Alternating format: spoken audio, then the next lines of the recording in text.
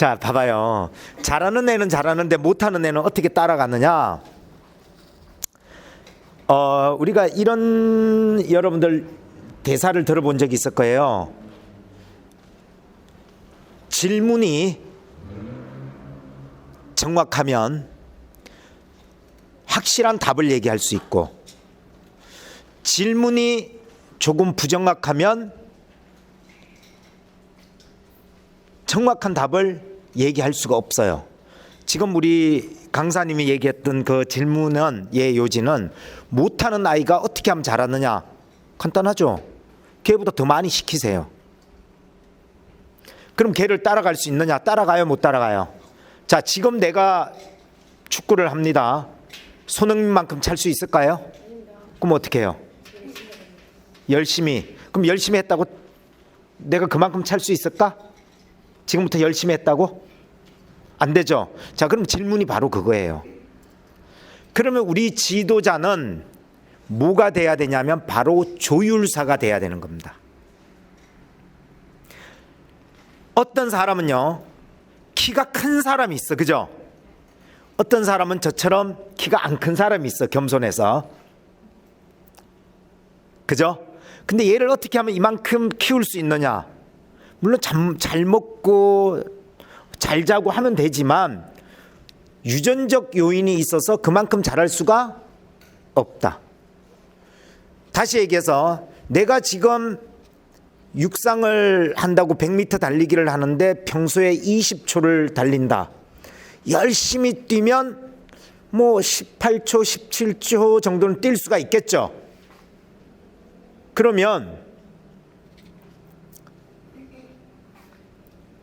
내가 열심히 20초를 뛰는데 열심히 한다고 해서 어느 날 9초대를 뛸 수 있을까? 절대 뛸 수가 없죠. 그건 뭐예요? 자기의 타고난 근파워죠. 그죠? 이걸 속근이라 그래요. 체육학적 용어로. 그래서 속근은 뭐냐면 우리가 백근과 적근이 있는데 백근이 속근에 해당해요. 순간적인 파워를 낼 수 있는. 그래서 알아두셔야 될 게, 지근을 갖고 있는 사람은 대체로 속근이 조금 부족한 사람들이 많아요. 대체로 다 그렇다는 건 아니고, 반대로 지근이 좋은 사람들은 속근이 조금 약해. 예를 들면 바디빌더들이나 뭐 이런 사람들은 어떻게 해요? 속근이 되게 강하죠. 마라톤 뛰는 사람들은 근육이 울퉁불퉁해요, 날씬해요? 날씬하죠. 그럼 날씬한 사람이 바디빌더처럼 될 수 있을까? 어느 정도는 될 수 있어도 그만큼 울럭울럭하고 뭐 이렇게는 안 되겠죠. 바디빌더들이, 마라톤 선수들이 몸이 날씬해질까? 그렇진 않죠. 자, 바로 이겁니다. 지도자들이 해야 될 건 뭐냐면요, 바로 그 사람의 장기를 찾아주는 겁니다. 이해가죠? 그러니까 다시 얘기해서 얘가 이중뛰기, 삼중뛰기, 뭐 송골매뛰기, 뭐 솔개뛰기를 잘한다고 예를 들어 보죠. 그러면 걔는 당연히 칭찬을 받죠. 걔는 가만히 있어도 애들한테 뭐가 돼요? 우상이 되죠. 우리 학교 다닐 때 뭐 잘하는 사람 인기 좋았어요? 체육 뭐 잘하는 사람 인기 좋았어요? 축구 잘하는 사람 인기 좋았잖아요. 그죠? 가만히 둬도 돼. 그러면 우리는 여기에서 조율을 하는 거예요. 우리 강사님들은. 너는 모든 발 뛰기에는 자세 왕이야. 손목만 돌려. 예를 들어서 손목만 돌려봐. 넌 여기엔 자세 왕이야. 너는 번갈아 뛰기에 집중력 왕이야. 굳이 걔의 테크니컬한 데다가 모든 걸 걸지 말라는 얘기예요. 자, 두 번째, 그럼 부모님이 우리 아이는 이렇게 왜 성장이 늦나요? 늦게 아이가 이게 실력이 되나요? 이러면 꼭 이렇게 얘기하셔요. 아이들은 저마다 타고난 소질이 다르고, 그죠?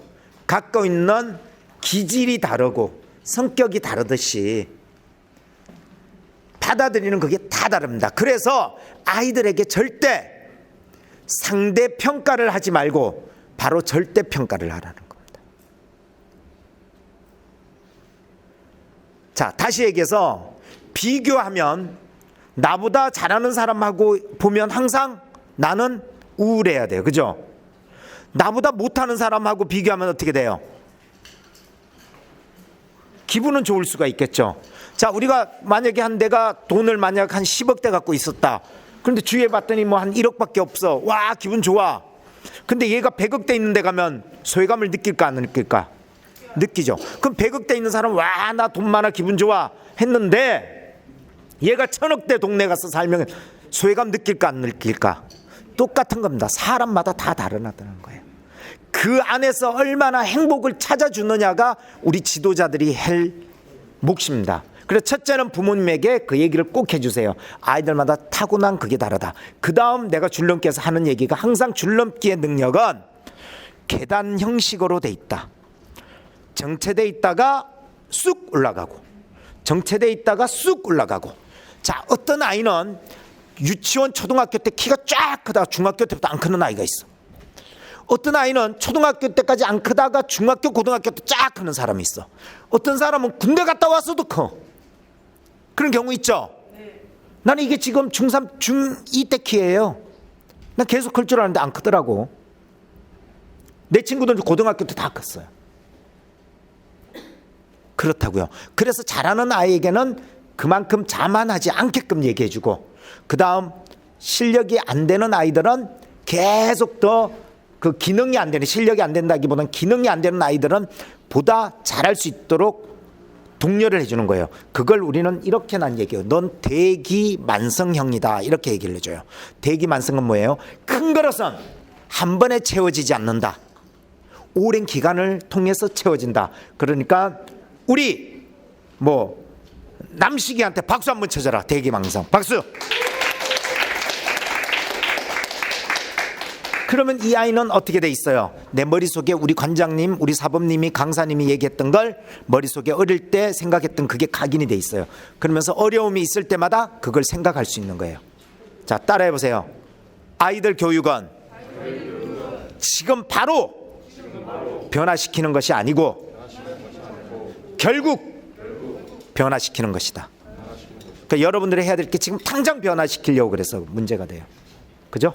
그리고 기능에만 너무 초점을 둬서 그래요. 이해하시겠죠? 그래서 우리 기능보다는 뭐예요? 아이들 정서, 아이들 행복에다가 초점을 두면 좋겠습니다. 감사합니다.